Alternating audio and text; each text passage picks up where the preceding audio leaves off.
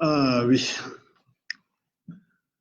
Compatriotes, compatriotes, compatriotards. Donc là, je profite de ma pause. Vous envoyez un WhatsApp. Connectez-vous. On va partir dans un petit freestyle vite fait. Euh, oui. Euh, Par rapport à tout ce que nous faisons là, vous savez, ce n'est pas quelque chose de marrant et ce n'est pas quelque chose de facile hein, de se transformer en trublion de la contestation ou en se transformer en rebelle à l'encontre du système. Mais comme disait mon compatriote Stéphane Zen, vous allez essayer de nous mettre en esclavage, vous allez nous boire à toutes les sauces. Vous allez nous boire, que vous vouliez ou pas, vous allez nous boire. Vous allez nous boire, nous digérer, nous chier, nous avaler, nous boire jusqu'au bout. Quand vous avez décidé que les Gabonais doivent être vos esclaves, ben nous, on a décidé de ne pas être les esclaves de qui que ce soit. Parce que l'esclavage, même s'il est implémenté par les Français sous différentes formes, c'est notre devoir le plus absolu de ne pas accepter le traitement que vous êtes en train de nous donner. C'est pour ça que nous allons passer notre temps à vous dénoncer, à vous exposer, à vous traquer jusqu'à ce que vous compreniez que le pays là, qu'on appelle Gabon, là, si vous avez créé pour avoir des esclaves, mais ces esclaves vont se révéler. Si vous avez créé pour avoir des hommes, ces hommes-là vont se lever. Mais si vous avez créé ce pays-là pour voler ce pays-là, tous les jours, chaque fois qu'on aura l'occasion, on viendra devant vous pour vous dire que ce que vous faites là, on n'accepte pas. On n'accepte pas et on n'acceptera jamais. Voilà. Moi, c'est la dignité que je mets devant. Vous avez décidé de faire d'un peuple pacifique, d'un peuple ouvert, d'un peuple qui est appelé à se développer. Vous avez décidé de faire de ce peuple-là des esclaves. Mais il y a tous les autres n'ont pas de vos esclaves. C'est pour ça que chaque fois que vous avez essayé de dérailler, là, on va vous rappeler que nous sommes là pour vous ramener à l'ordre. Hier, j'ai fait un live, j'en ai même fait 2 à la suite. J'ai compromis mon agenda professionnel pour faire 2 lives. En général, j'en fais un quand je peux. Je suis arrivé dans une situation, mon premier live, il y en a qui l'ont vu, et après, il a disparu des réseaux sociaux. Je suis en train de m'interroger vis-à-vis de Facebook pour savoir ce qui s'est réellement passé. Pourquoi est-ce que le live a disparu? C'est quelque chose que je ne m'explique pas. C'est quelque chose que je ne comprends pas. Pourquoi est-ce que le live là a disparu? On ne sait pas pourquoi. Mais c'était sans compter la détermination qui manifeste les personnes que nous sommes, c'est-à-dire les résistants. J'ai dit, ben, vous avez effacé ce live-là, vous avez fait bugger ce live-là, vous avez signalé, comme on dit, ce live-là, mais vous ne m'avez pas signalé moi. Donc, je suis revenu à la charge. Je suis content que beaucoup de personnes ont vu ce live où je dénonçais la pyramide qui a été mise en place par Brice Farjon pour piller le pays. Brice Farjon avec tous ses complices. Aujourd'hui, on se retrouve dans une situation où ça fait 1 semaine ou 2 semaines qu'ils ont dégagé un peu toutes les personnes qui avaient été mises en place par cet escroc, ce menteur, ce minable qu'on appelle Brice Farjon. Et on s'étonne encore qu'il y ait certaines personnes qui sont là, comme Tony Ondomba, qui est toujours en place. C'est-à-dire qu'il fait partie de la pyramide mise en place par Brice Farjon et ses amis pour piller le Gabon. C'est pour ça qu'on ne va pas aller du dos de la cuillère. On va continuer. On va continuer à pousser jusqu'à ce que les gens là comprennent qu'on ne peut pas impunément travailler pour piller un pays, tuer un peuple, comme vous êtes en train de le faire, et s'attendre à ce que les gens ne disent rien. C'est dans ça que nous nous sommes engagés. Vous comprenez? C'est dans ça que moi, je me suis engagé. Je ne suis pas là pour plaire à qui que ce soit. Mais à un moment donné, je prends l'exemple de la France sous l'occupation, l'administration de Vichy a été condamnée après la guerre pour avoir participé à la collaboration avec l'ennemi, l'ennemi allemand. Vous comprenez? L'administration française de 1940, de 1939 à 1945 a été condamnée. Et le maréchal Pétain, je pense qu'il a été pendu. Donc, ce sont ces exemples historiques que l'on doit prendre. Si vous travaillez dans une administration qui met en esclavage tout un peuple gabonais, arrêtez de me faire croire que vous êtes en train de travailler.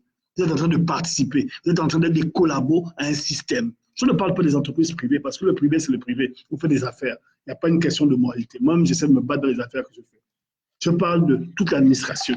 Toute l'administration qui est complice des meurtres, du pillage, de la destruction du pays. Alors, quand on voit des gens qui, de manière indirecte, viennent essayer de se justifier en disant qu'eux, ils ne sont coupables de rien, on va vous rappeler à l'ordre pour vous faire comprendre que la situation dans laquelle le pays se trouve aujourd'hui, les situations dans lesquelles le pays se trouve aujourd'hui, c'est parce que vous avez accepté de collaborer avec les gens qui nous pillent.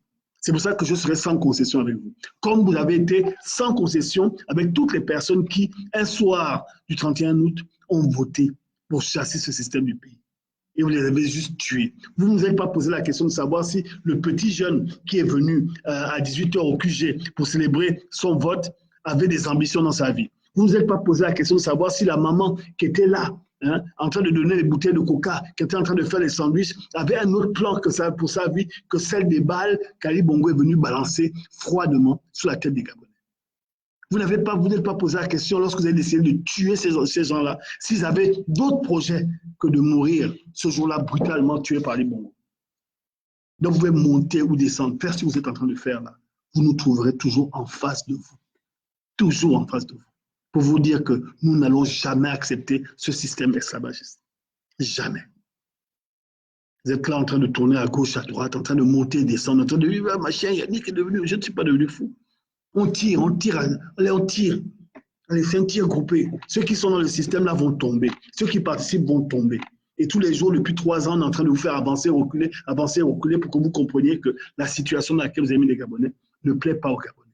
Vous n'avez pas compris que nous sommes au centre du débat. Il s'agit de notre pays, il s'agit de notre intégrité, il s'agit de notre dignité. Et je ne vois pas pourquoi est-ce que les Gabonais ont des esclaves de gens comme vous. Surtout pour ceux que vous êtes en train de faire du pays. Si au moins vous construisiez un petit Dubaï, si au moins vous étiez en train de construire une véritable cité, si vous étiez au moins en train de construire quelque chose de viable pour le futur, on comprendrait. Mais là, la blague dans laquelle vous êtes en train de nous amener, là, on ne va pas vous suivre, on ne va pas célébrer ça avec vous, parce que depuis tant d'années, vous êtes en train de tuer les Gabonais. Donc, moi là, si vous avez été mon ami un jour, si on a mangé un jour les coupés au Gabon, ça reste des souvenirs. Ça reste des souvenirs. Vous comprenez? Moi, je n'ai rien à foutre. Si maintenant, aujourd'hui, vous là qui avez participé avec moi des kermesses, on a fait des boules, on allait en soirée à Libreville, le Gabon, on allait à la plage, ça c'est bien. Mais si je me rends compte aujourd'hui que vous êtes de l'autre côté, sachez qu'on va se regarder en chien de faïence. Et je n'ai aucun souci à écarter mes amis pour des raisons qui feraient en sorte qu'ils tuent, des raisons qui feraient en sorte qu'aucun être humain ne pourrait supporter ce que vous êtes en train de faire. Aucun. Non, moi je vous écarte, j'en ai rien à foutre. J'en ai rien à foutre. Je ne cherche pas les amis. Au contraire, je me sens plus léger parce que je suis entier. Donc tous ces petits gars-là, qui ont percé à gauche, qui ont percé à gauche, qui se sont fait percer pour arriver où ils sont, tous ces gens qui trahissent la nation gabonaise, là, qui avaient été mes amis, là, sachez que moi, je n'ai rien à foutre de vous. Je n'ai rien à foutre de vous parce que si vous acceptez qu'on tue nos frères gabonais, ça veut dire que vous pouvez me tuer moi-même. Et donc, je me balade avec un gilet pare-balles qui est ma grande gueule. Pour vous dire qu'on n'apprécie pas et on ne va pas subir. On ne va pas subir sans rien dire ce que vous êtes en train de faire au Gabonais. Vous allez nous boire. Vous allez nous boire. Vous comprenez? Hier, je vous ai fait un live pour bien vous montrer que j'en ai rien à foutre. Parce que vous participez au crime de ce pays-là. Et vous êtes là parce qu'aujourd'hui, vous avez le dernier VX. Le dernier VX a duré une saison. Le pays n'avance pas. Les enfants ne vont pas à l'école. Les gens ne se soignent pas. Les Gabonais ne mangent pas. On se fout de nous dans le monde entier. Vous voudriez que nous soyons là à ne rien dire, à faire la fête avec vous. Vous avez un singe comme le petit Farjon, un petit voleur, un petit kleptomane, un assassin, un gars qui a participé au meurtre de nos frères gabonais. Vous acceptez de travailler avec lui. Et vous dites que nous, on soit là aussi en train de dire, ah oui, qui aujourd'hui, il a bougé, non? Il est aujourd'hui. Je dis souvent que lorsqu'on a arrêté tout le monde, et là je fais un clin d'œil à quelqu'un, et cette personne se reconnaîtra. Quand je dis qu'on a arrêté des frangins à nous, qui sont dans ce système-là, et ces personnes sont en train de se plaindre en disant, ah oui, mais pourquoi eux et pas les autres?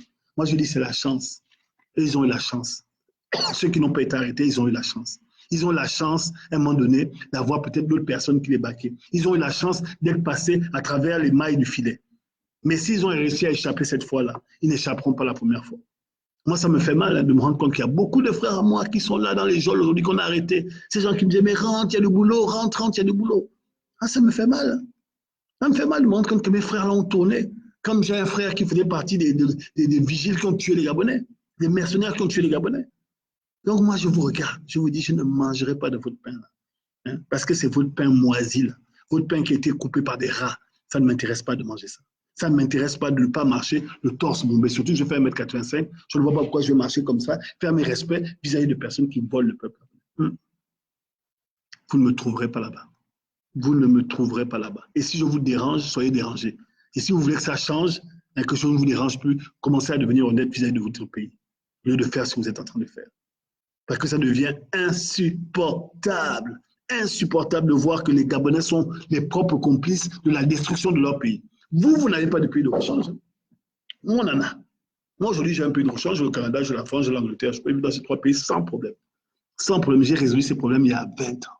Mais vous autres, là, à être esclaves, à subir dans ce pays-là, à être complice de ce pays-là, vous pensez que vous allez aller où?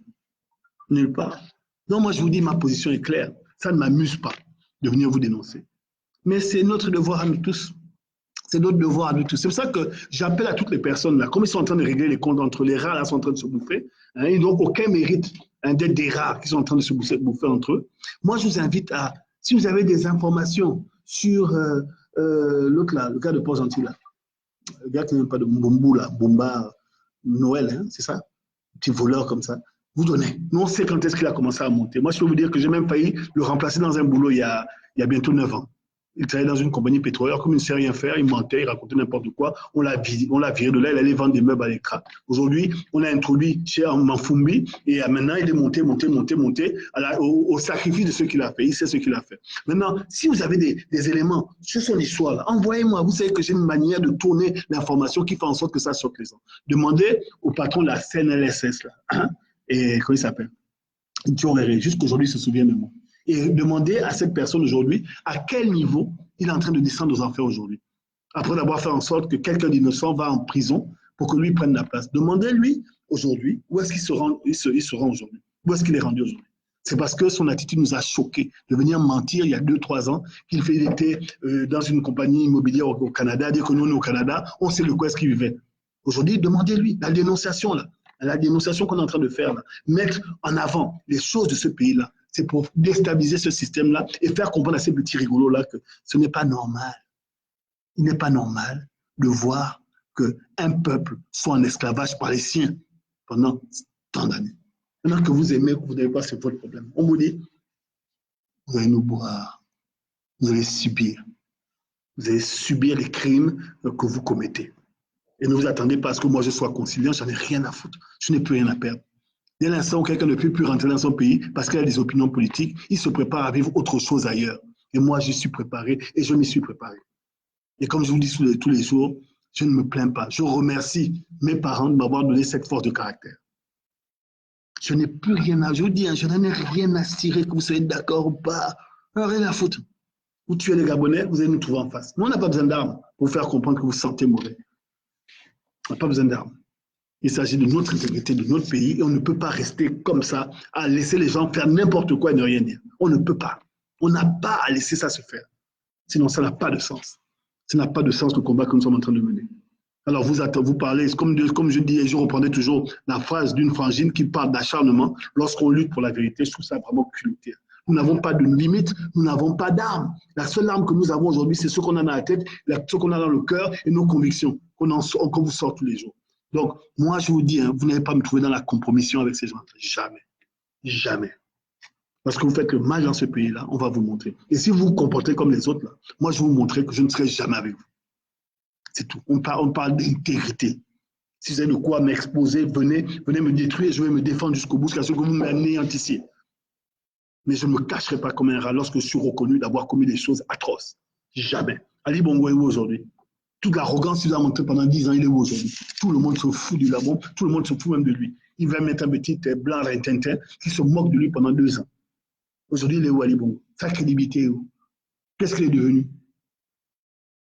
Alors nous, on vous regarde, vous êtes en train de vouloir jouer les costauds avec un système où il n'y a rien. Si le gars qu'on appelle Farjon a réussi à faire ce qu'il a fait là, c'est parce qu'il a compris qu'il n'y avait personne. Il n'y avait personne autour. Il n'y a pas de vrai Gabonais. En tout cas, dans les personnes qui sont dites élites, il n'y en a pas. Il n'y a pas.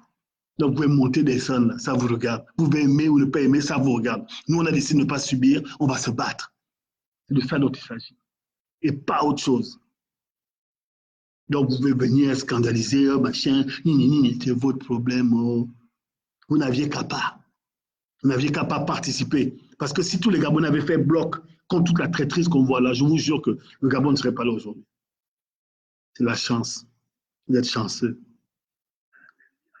Vous êtes chanceux. Vous êtes chanceux d'avoir tant de personnes faibles autour de vous. Vous êtes chanceux d'avoir tant de personnes faibles autour de vous. Ça, c'est votre chance. Les gens déterminés, on est en minorité, mais on existe. Et ça, je peux vous le dire, c'est pas marrant. C'est pas marrant de se rendre compte qu'on a l'impression qu'on ne mène pas le même combat. On a l'impression qu'on ne mène pas le même combat. Je vous dis, on a l'impression que nous sommes en train de nous battre pour une cause. Et il y a qu'à y voir le terme que vous utilisez. Oh, vous et votre résistance. Oh, vous les résistants. Oh, vous les Gabonais de la diaspora. Comme si nous nous battions pour quelqu'un d'autre que nous-mêmes. Et vous-même. Ah, moi, je ne suis pas résistant. Tu penses que ce qu'on fait là, c'est on fait saboter. Tu penses que moi, je vais aller vivre dans votre pays là où les gens vivent comme des animaux là, où les gens se battent dans la rue, où ils vivent à côté des rats, où les roues sont cabossées, où les caniveaux remontent, où ça sent mauvais, où il y a les poubelles dehors. Vous pensez que moi, je me bats pour aller vivre dans un pays comme ça? Vous pensez que je vais quitter donc tout le confort que je kiffe ici pour aller souffrir avec vous? Parce que je dois être sur le terrain. Oh, ben, je ne peux pas le faire. Parce que ça, là, cette galère-là, j'ai déjà donné. J'ai déjà donné cette galère. Je ne vois pas pourquoi est-ce que moi, aujourd'hui, avec tous les efforts que j'ai fait dans ma vie, je vais aller, par solidarité, aller vivre dans les poubelles avec vous, à dire que la moitié de ma jeunesse, la moitié de mon adolescence, je l'ai connue dans des conditions aussi difficiles. Je ne vois pas pourquoi je vais faire marche arrière pour connaître des réalités du pays. Ça ne m'intéresse pas. Par contre, je suis beaucoup plus efficace ici parce que, un, j'ai un audimat, deux, j'ai la liberté, et trois, j'ai un boulot.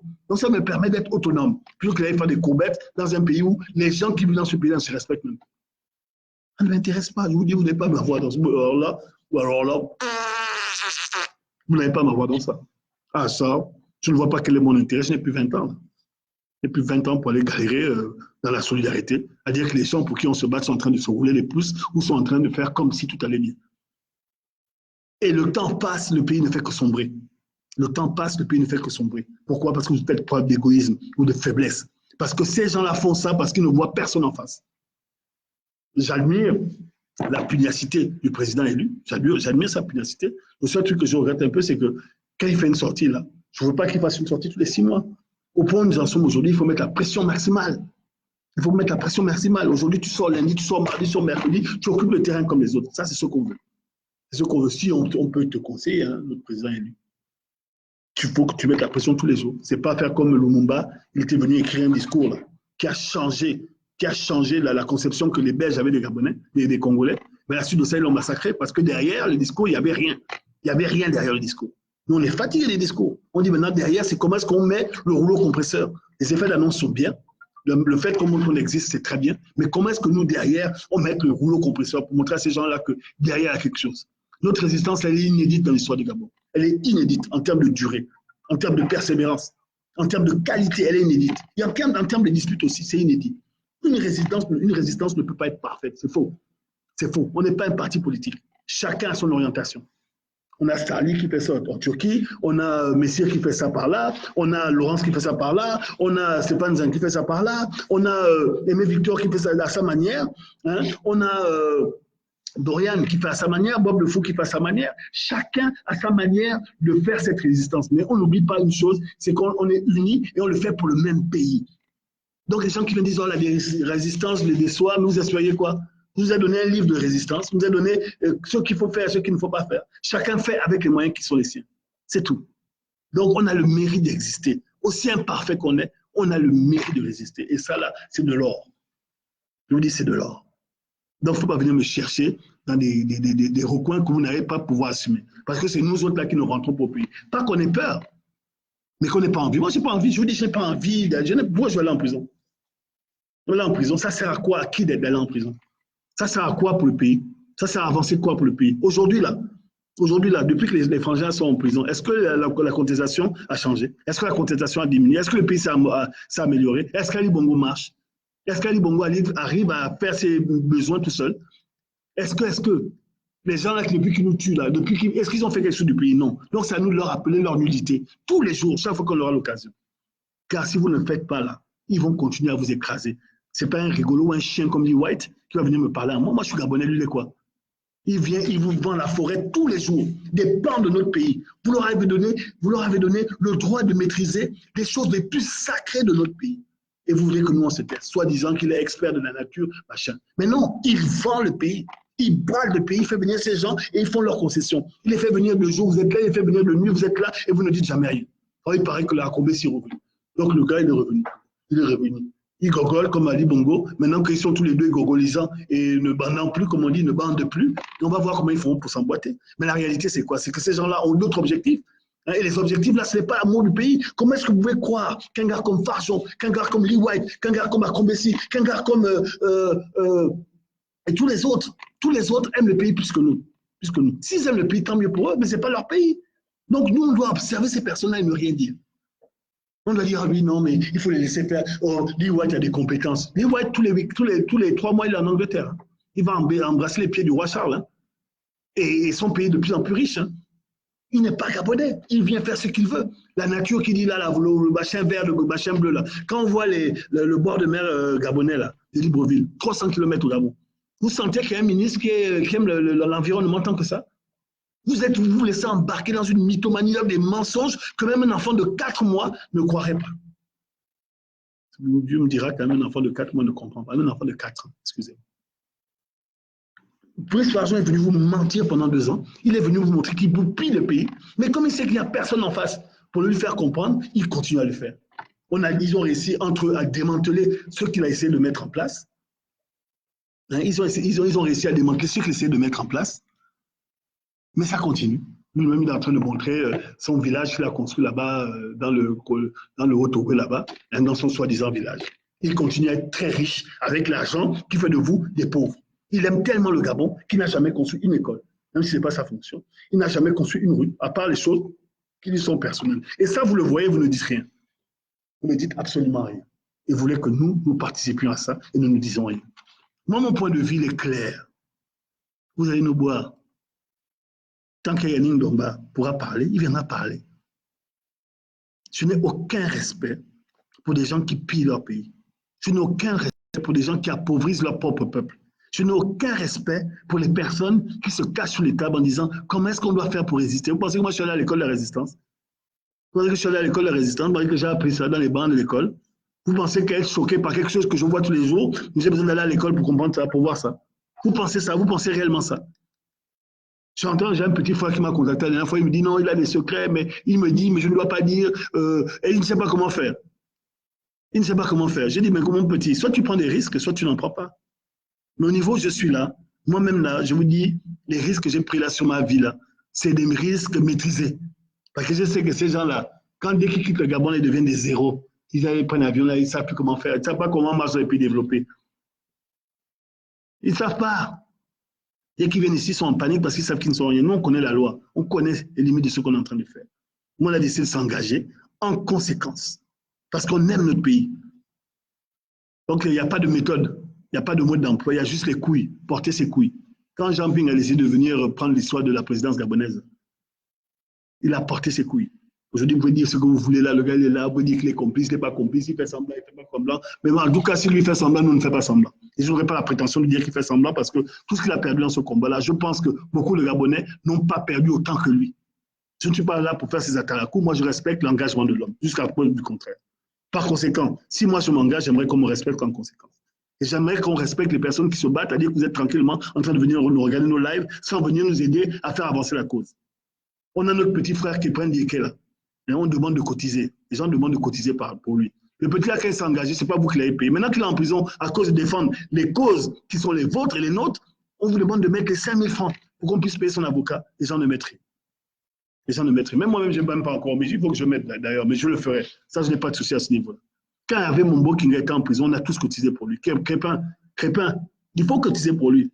L'Envie Amiens Washington sont en prison, il ne faut pas qu'on les oublie. Bertrand Zibi Aberé est en prison, ils sont en prison, à dire qu'Ali Bongo déjà KO, finalement, c'est eux qui ont gagné. Pourquoi est-ce qu'on ne les libère pas? Mais maintenant, quand ils sont en prison, ils doivent souffrir pour nous. Ils doivent continuer à souffrir pour nous. Si on peut leur donner un coup de main, si un Gabonais lambda, si chaque Gabonais lambda allait voir Bertrand Zibi Aberé tous les jours, je vous jure qu'ils se porteraient encore mieux. Vous êtes au Gabon là-bas. Allez-y, faites-le.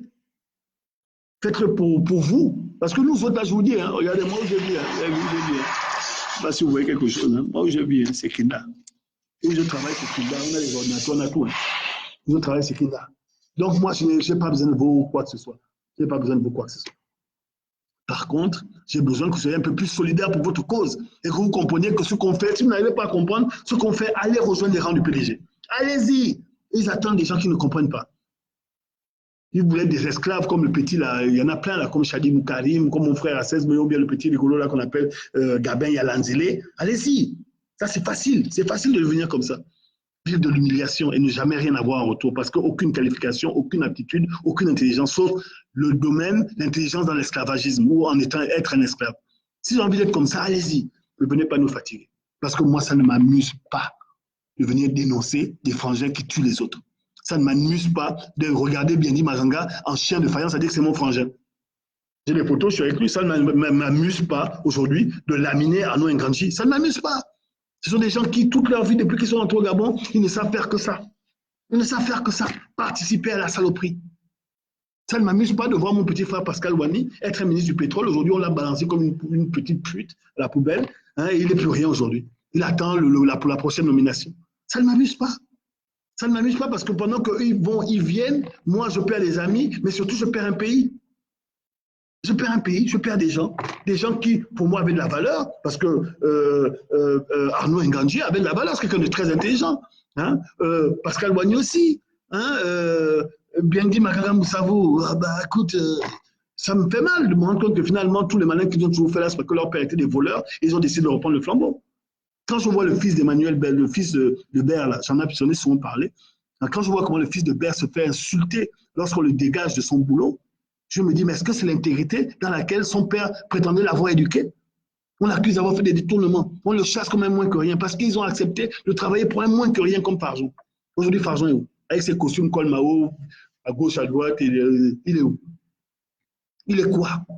Il sait que ses jours sont comptés. Si le système ne dégomme pas, j'espère que vous allez le dégommer. Vous prenez des matières fécales, vous lancez sur sa voiture. C'est tout, les caca, on va vous arrêter pourquoi? Même lui-même va dire, quand vous arrêtez ces gars-là, n'arrêtez pas parce qu'ils m'ont balancé des caca. Ils vont dire arrêtez, laissez-les partir parce que ce sera trop honteux. C'est comme le gars là qu'on appelait Jean-François Yanda. Moi, je me souviens de lui parce que c'est qu'il a sodomisé un petit. Même si le petit avait une infection dans le ventre, on se rappellera que ce gars-là était un asticoteur. Quand on parle d'André Dieudonné-Bert, il oublie de dire que les cocktails Molotov sont arrivés chez lui. Il oublie de dire ça. Il oublie aussi de dire, oublie de dire que LDD, ça a été brûlé. Il y a une salle de classe qui a été brûlée à LDD il y a quelques jours. Ils oublient de dire ça. Ils oublient aussi de dire que, oublie de dire qu'à Radio Génération, il y a des Gabonais qui sont montés, les petits résistants qui sont sur le terrain, qui sont à Libreville, qui sont allés taguer, Assélé est mort dans sa radio, ils sont montés au premier étage, ils ont tagué. Si vous doutez, on vous montre des photos. Vous oubliez de dire que depuis bientôt 7 mois, il y a les tags qui se sont faits, qui sont en train d'être faits sur le terrain, comme vous dites. Au Gabon, des graffitis partout, les gens sont en train de dire tuez-moi ces gens, tuez-moi ces gens-là, et on peut vous les montrer. On peut vous les montrer. Ça, vous oubliez de dire ça. Juste le mensonge, faire comme si rien n'avait jamais été fait sur le terrain, faire comme s'il n'y avait pas de résistance sur le terrain. Oh, elle est bien là. Elle est bien là, cette résistance-là. Elle est bien là. Et elle est tellement insidieuse qu'elle en est dérangeante.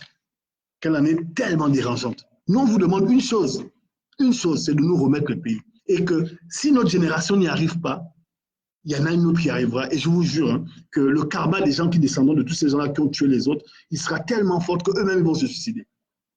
Demandez à Célé comment il fait aujourd'hui. Demandez à Farjon. Demandez à Valentin Laboroxé. Une chose qui ne vous choque pas, c'est ça fait combien de temps que la Boronne de la République n'est plus venue parler, la Bouranso. Ça fait combien de temps? Elle ne parle plus, elle est seulement dit.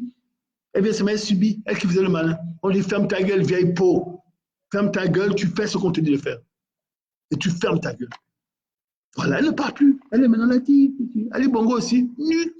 Je me sens bien, ne danse plus. C'est qu'on a mis nous-mêmes avec notre résistance, qu'on a mis ces gens KO. On a fait en sorte qu'ils se bouffent comme des rats. Alors, je ne vois pas pourquoi est-ce que vous ne participeriez pas vous-même à votre libération. Bon, allez, ça fait dans 51 minutes, j'ai fini de parler parce que 30 minutes, c'est beaucoup. Donc, je vous dirai une chose, dans 51 secondes, pardon, dans 45 secondes, je vous dirai une chose que nous, on s'est engagés parce qu'il s'agit de la libération de nos pays. Les amis là, qui ont décidé de devenir des collabos sont devenus de facto des ennemis parce qu'ils peuvent vous tuer pour arriver où ils sont arrivés aujourd'hui. Et ce n'est pas vous qui allez venir mettre fin à ma vie. Ce n'est pas vous. C'est pas vous. Et vous n'allez pas me couper la langue pour m'empêcher de parler. J'ai décidé de quitter ce pays-là parce que je ne pouvais pas supporter être dirigé par un Acrombessi ou un Farjon ou un Bongo. Trop, c'est trop. Mais pour eux, ce n'est jamais assez. Donc moi, j'ai décidé de quitter ces pays-là parce que je ne voulais pas que mes enfants vivent avec les gènes de ces gens-là à la tête. Ça ne m'intéresse pas. Ça ne m'intéresse pas de venir écouter des singes comme ça, venir diriger l'avenir de mes enfants. Ça n'était pas possible pour moi.